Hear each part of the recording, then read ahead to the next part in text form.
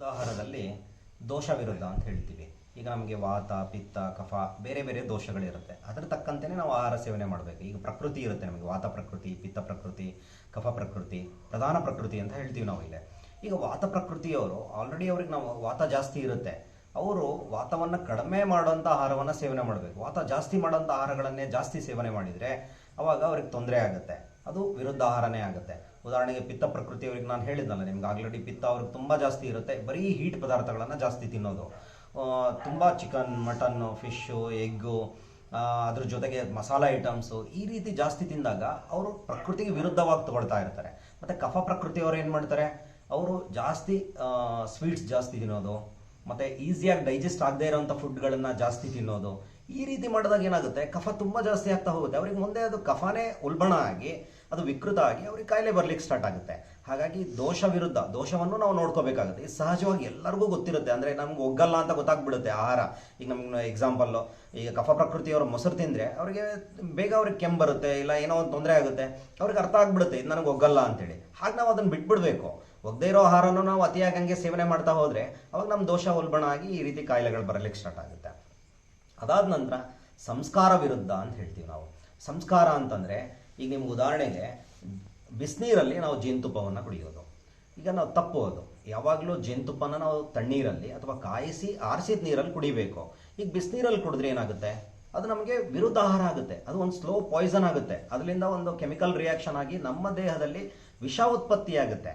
ಆ ವಿಷದಿಂದ ನಮಗೆ ಬೇರೆ ಬೇರೆ ಕಾಯಿಲೆಗಳು ಬರ್ಲಿಕ್ಕೆ ಸ್ಟಾರ್ಟ್ ಆಗುತ್ತೆ. ಉದಾಹರಣೆಗೆ ಚರ್ಮ ಕಾಯಿಲೆಗಳು ಯಾವುದಾದ್ರೂ ಆಗಿರ್ಬೋದು. ಅದರ ನಂತರ ಮೊಸರನ್ನು ಕೂಡ ಬಿಸಿ ಮಾಡೋದು ತಪ್ಪು. ಹೇಗೆ ಅಂದರೆ ಈಗ ಹೇಗೆ ಅಂತ ಕೇಳ್ಬೋದು, ಯಾರು ಸರ್ ಮೊಸರು ಬಿಸಿ ಮಾಡ್ತಾರೆ ಈಗಿನ ಕಾಲದಲ್ಲಿ, ಅದನ್ನ ಯಾರು ತಣ್ಣಗಿರೋದೆ ಹಾಗೆ ಅಡುಗೆಗೆ ಹಾಕೊಂಡು ತಿಂತಾರೆ ಅಂತ. ಆದರೆ ಈಗ ನೀವು ಬಟರ್ ಚಿಕನ್ ಅಂತ ಕೇಳಿರ್ಬೋದು, ಚಿಕನ್ ಪ್ರಿಪೇರ್ ಮಾಡುವಾಗ ಅದಕ್ಕೆ ಮೊಸರು ಹಾಕಿ ಪ್ರಿಪೇರ್ ಮಾಡ್ತಾರೆ. ಅವಾಗ ಏನಾಗುತ್ತೆ, ಅದು ಹೀಟ್ ಮಾಡ್ದಂಗೆ ಆಗುತ್ತೆ, ಅವಾಗ ಏನಾಗುತ್ತೆ ಅದರಿಂದ ತೊಂದರೆ ಆಗುತ್ತೆ. ಹಾಗಾಗಿ ಮೊಸರನ್ನು ಹೀಟ್ ಮಾಡಿ ತಿನ್ನೋಂಥ ಪದ್ಧತಿಗಳು ಬಂದಿದೆ. ಈಗೆಲ್ಲ ನೀವು ಚೆಫ್ಸ್ ಇದ್ದಾರೆ, ಹೊಸ ಹೊಸ ರೀತಿಯ ಅಡುಗೆಗಳು ಮಾಡ್ತಾರೆ, ಎಲ್ಲ ವಿರುದ್ಧ ಆಹಾರನೇ 90% ಮಾಡ್ತಾ ಇರೋದು. ಯಾವ್ದು ಸೇರಿಸಬೇಡಿ ಅಂದರೆ ಅದನ್ನೇ ಸೇರಿಸಿ. ಯಾಕೆ, ಟೇಸ್ಟ್ ಜಾಸ್ತಿ ಎನ್ಹಾನ್ಸ್ ಆಗುತ್ತೆ. ನಾವು ವಿವಿಧ ರೀತಿಯ ಟೇಸ್ಟ್ಗಳನ್ನೇ ಟೇಸ್ಟ್ ಮಾಡಬೇಕು. ಅದು ವಿರುದ್ಧ ಆಹಾರ ಆದರೂ ಪರವಾಗಿಲ್ಲ, ಅದು ಸೇರಿಸಬಾರ್ದು ಅಂದರೆ ಸೇರಿಸಬಾರ್ದು. ಅದರಿಂದ ನಮಗೆ ಟೇಸ್ಟ್ ಸಿಗ್ಬೋದು, ಆದರೆ ಕಾಯಿಲೆ ಅಂತರೂ ಕಟ್ಟಿಟ್ಟ ಬುತ್ತಿ. ಹಾಗಾಗಿ ನಾವು ವಿರುದ್ಧ ಆಹಾರ ಸೇವನೆ ಮಾಡೋದು ಈ ರೀತಿಯಲ್ಲಿ ತಪ್ಪು.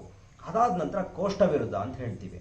ಈ ಕೋಷ್ಠ ವಿರುದ್ಧ ಅಂದರೆ ಹೇಗೆ ಅಂದರೆ, ನಮಗೆ ಮೃದು ಕೋಷ್ಠ, ಮಧ್ಯಮ ಕೋಷ್ಠ, ಕ್ರೂರ ಕೋಷ್ಠ ಅಂತಿರುತ್ತೆ.